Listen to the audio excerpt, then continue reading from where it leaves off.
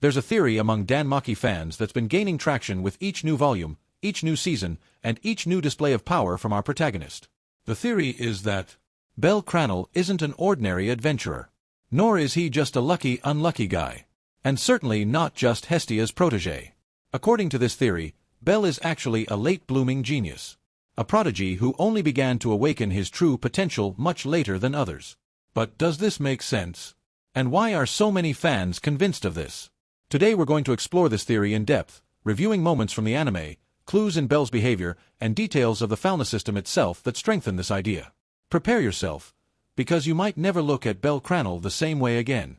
When Bell first appears, he seems like anything but a genius. He's weak, inexperienced, scared, and, honestly, kind of lost. While other adventurers his age are already in strong familiars, training from a young age or practicing martial arts since childhood, Bell starts from scratch. Zero experience. Zero training. Zero preparation. But here's the central point of the theory. Bell may have started late, but what matters is the speed at which he learns. Bell's growth isn't fast. It's absurdly fast. Accelerated. Disproportionate. In a very short time he learns magic intuitively, creates fighting styles without a teacher, adapts to monsters and extreme situations as if he had years of experience, evolves faster than adventurers who have been training since childhood. And that's where the theory gains strength. For many fans, Bell isn't simply hardworking. He shows clear signs of someone who has a gigantic natural talent, but who only awakened it later than normal. Like an athlete who was always ordinary, until one day he discovers he has skills that no one else has. Now comes the part most talked about by fans. The Argonaut skill. Argonaut is not an ordinary skill. It's not inherited magic. It's not something any adventurer could obtain. Argonaut is born from a pure feeling, the deep desire to be a hero. But that's not all. The way Bell understood, adapted, and perfected Argonaut is genius. Remember when he learned to do the dual charge? Or when he figured out on his own how to hide the charge of an attack behind another? Or when he reinvented the use of fire itself to create new versions of the move? These are not simple discoveries.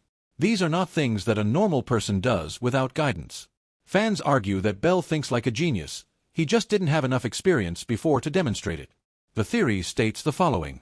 Bell always had this talent within him, but living isolated in the countryside, without trainers, monsters, or role models, he never had the chance to show it. It was only when he arrived in Orario, and finally began to fight, that the dormant talent began to awaken. As if Hestia's Falna had revealed a truth that had always been there. Bell is not just a hard-working adventurer. He is someone special who only needed a spark to begin. There are several moments in the anime and light novel where Bell learns in minutes something that would take other adventurers months. For example, he learns to fight with a knife on his first real day of combat. He masters Firebolt much faster than other mages learn their first spells. He understands monster patterns as if he had studied for years. He improves his posture and speed instinctively, without a formal instructor. And the best part, Bell doesn't realize he's doing this. To him, everything seems normal. But to those watching, it's not normal at all. Being a late-blooming genius doesn't mean being born perfect. It means the talent exists, but only blossoms at the right time. And that's exactly what the theory suggests about Bell. He didn't shine early because his environment didn't allow it. He didn't show talent because he didn't have the opportunity. He seemed ordinary because he was never put to the test. But when he finally entered Orario, and began to face monsters, crises, and deadly challenges, his talent awakened.